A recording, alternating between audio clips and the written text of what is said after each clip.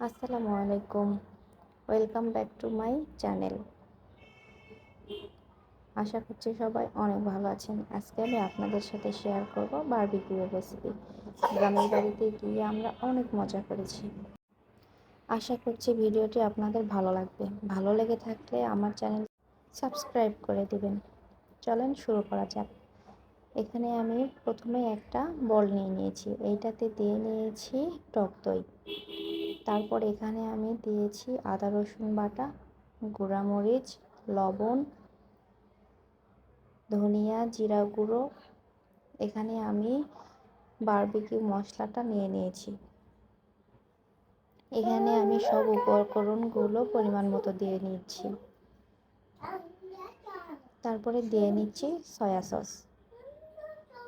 এখন এখানে দিয়ে দিব চিনি।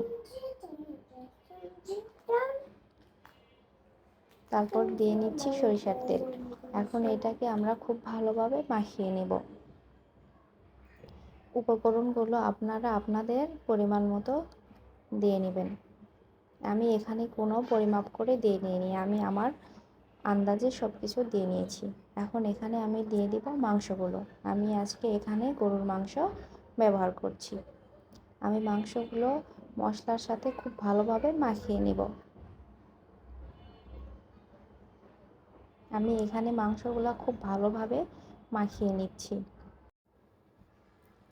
দেখুন আমার মাংসটা মাখানো শেষ। এখন আমি মাংসর উপরে এখানে কিছুটা সরিষার তেল ঢেলে দিব, দিয়ে আমি এটাকেই রেখে দিব রেস্টে 3 থেকে 5 ঘন্টার জন্য। আপনারা চাইলে সারা রাতও এটা নর্মাল ফ্রিজে রেখে দিতে পারেন। আমি এটা 5 ঘন্টার মতো রেস্টে রেখেছিলাম। তারপরে এখানে আমরা চুলাটা বানিয়ে নিচ্ছি।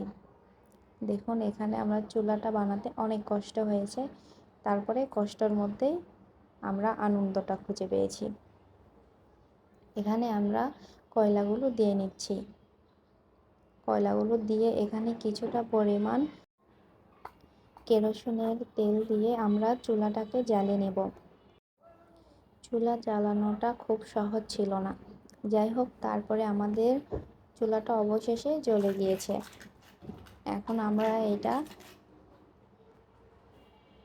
কিছুক্ষণ গরম করতে দিয়েছিলাম। তারপরে এখানে দিয়ে নিচ্ছি মাংসগুলো। তারপরে এভাবে মাংসর উপরে কিছুক্ষণ পর পর তেল ব্রাশ করে দিতে হবে, না হলে মাংসগুলো ড্রাই হয়ে যাবে। আর বাতাসটা সবসময় করতে হবে। দেখুন কথা বলতে বলতে আমাদের বারবিকিউটা প্রায় রেডি হয়ে গিয়েছে। এখন এগুলা তুলে নেব, তারপর পরিবেশনের পালা। আমার ভিডিওটা যদি আপনাদের ভালো লেগে থাকে তাহলে অবশ্যই আমার ভিডিওটা সাবস্ক্রাইব করে দিবেন। সবাই ভালো থাকবেন, সুস্থ থাকবেন। আল্লাহ হাফেজ।